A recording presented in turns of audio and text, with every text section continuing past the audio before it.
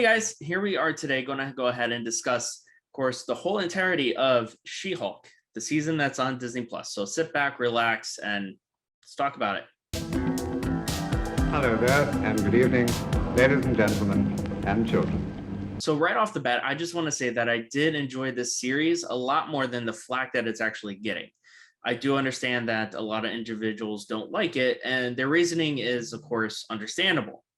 Now, when it comes to this version of Disney Plus, it's not one of the heavy hitters as we've had. Of course, WandaVision and then, of course, Loki were some of the heaviest hitters that we have. But of course, it's more of a humoristic version of She-Hulk. And of course, she breaks the fourth wall, something that we haven't had in the MCU in a long time, if not ever. Of course, there's Deadpool, who's coming into the MCU, but he's still over in the Fox universe as of right now. We don't know if that changes or not. So right now, this is the main character that we have going forward that's been breaking the fourth wall a lot of the times. Now, I will say that a lot of individuals and a lot of people say that it's the toxic fandom. Right off the bat, I just want to say that when you're talking about toxic fandom with comic book lovers, the reason why they give, of course, movies or TV shows so much flack is because we don't mind changes to the characters. It's only when it's done negatively or not correctly is when we get upset. Or character-wise, like for an example, Taskmaster. Taskmaster is an amazing character in the comic book universe. He's a skilled marksman and a lot of many other things. Well, in the Black Widow, they made him, or should I say her, more of a robot in general, as well as to kind of fit an agenda that, we have seen before in the past. Now, before you guys give me any issue with that, let's talk about She-Hulk in this instance. The Hulk, of course, in the comic books, his first appearance where he was able to control himself was when he first became Professor Hulk in the Incredible Hulk issue 377. It took him 377 issues until he was able to overcome and become who we know now in the Marvel Cinematic Universe as Professor Hulk. Now let's talk about, of course, She-Hulk.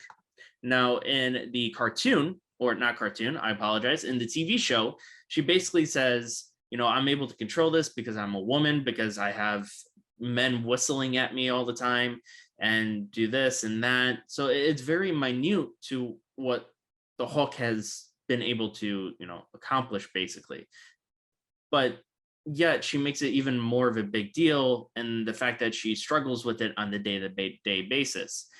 Again, trying to go for, I guess, that so-called agenda that everybody's been talking about it. And that's why a lot of people don't agree with it. Me personally, I don't agree with it, only because of the fact that you have the Hulk in the comic books who literally witnessed his mother die by the hands of his father. His father is psychotic.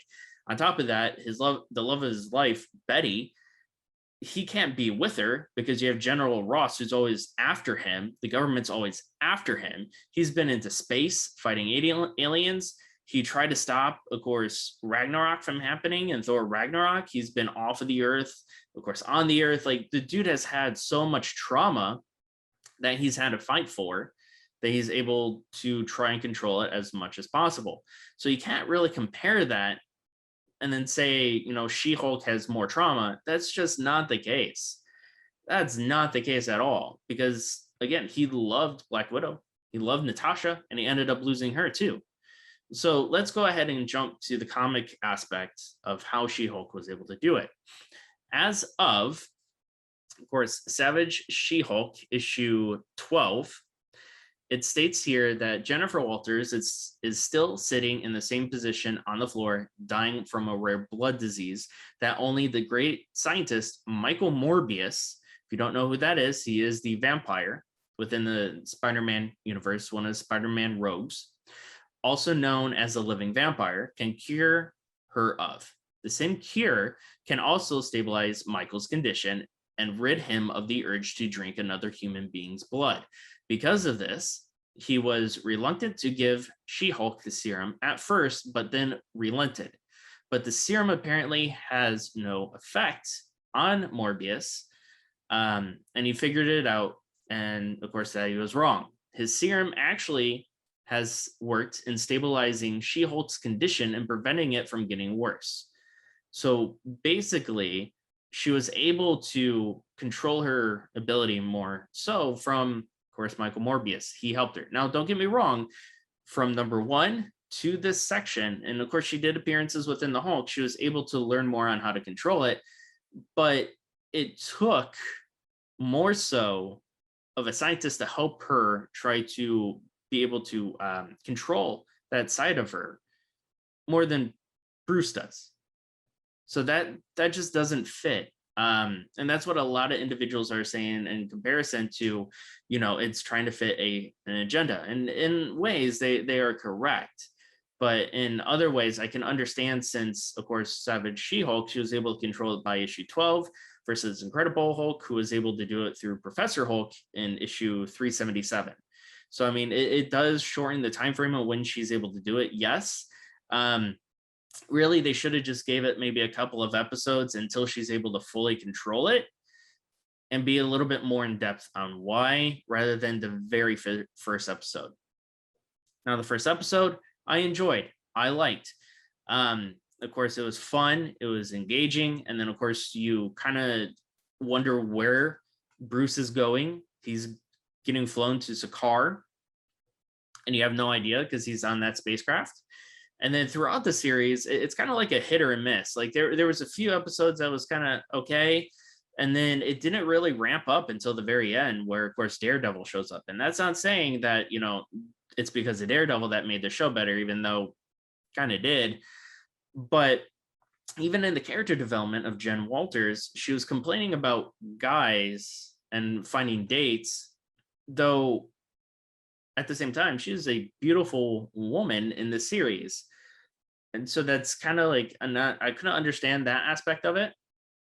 And I do understand that, a lot of the guys within the series that wanted to date her was more after She-Hulk because it's more exotic or more muscular. Okay. But as far as character development goes, there wasn't a lot of it in the show. In my personal opinion, it was okay. It was fun and engaging at times. But again, until Daredevil got in there, that's the only time that it really ramped up because, of course, the last episode, I will say, is my favorite. It's the fourth wall breaking. It's, of course, everything coming to conclusion. And to the fact that she points out of too much is not a good thing. Of course, that's how we get Bruce busting into the wall. That's how we get, of course, Todd, the character, to get the serum, which is we've always been wondering who is getting the serum. And the Abomination fight. Like there was so much going on, and she points that out. Oh, and Tatiana too, busting through the wall. And she points that out, breaking the fourth wall, that there's just so much going on. It doesn't make sense, which is appreciative because sometimes that does happen. And you're just sitting there that pretty much saying, there's so much going on. There's not a lot of time to either build upon it or it just doesn't make sense. So I enjoyed that. And of course, the fourth wall breaking in terms of going to see Kevin Feige. And that was fun. That was entertaining. I kind of wish that we got to see Kevin Feige play himself in it. But let's face it, this is the furthest fourth wall breaking that we've had ever. Other than, of course, Deadpool. But again, going back to what we were originally talking about, Deadpool is from the Fox universe. But even so, when he comes to MCU or even in the Fox universe, he hasn't broken the fourth wall to the point of speaking to the executive producers, the writers, or anything like that. He has not gone that far to be in person to person. He may have addressed them through the movie, but you never actually saw them in the show. So that's kind of where I'm getting at. But overall, I mean, Savage She-Hulk was okay for what it was. It was fun. It was enjoying. The fourth wall break was great. CGI, again, it was very messy in some sequences and just didn't make sense. Well, it made sense, but at the same time, it was just not done very well. It just looked like everything was rushed. We got introduced to Scar, which is, of course, Hulk's son, which, if you don't know that storyline, it happens in Planet Hulk, where he gets trapped onto Sakaar. And from there, he becomes the king. He marries a woman there. I believe she's a gladiator or an empress, gives birth to Scar. course, at that time, the Hulk's love interest dies, so he goes back to Earth, not realizing that the son was born. So then Scar has, I guess, daddy issues in some cases. So I don't know if we're going to see that in this one. I hope we do, because that would definitely bring in more character development. That would be great. And also, Age of Ultron.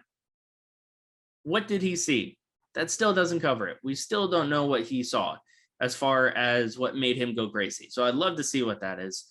But again, I thought it was okay. Did I enjoy it? Yes. Do I wish it was a little bit better? Yes. But overall, was it horrible? No. But yeah, just let us know what you guys think. Did you like it? Did you not like it? Was it too much? Was it not enough? What did you want to see? And be sure to follow us on all social platforms, as well as hit the like and subscribe button down below. And we'll see you next time when we do another review.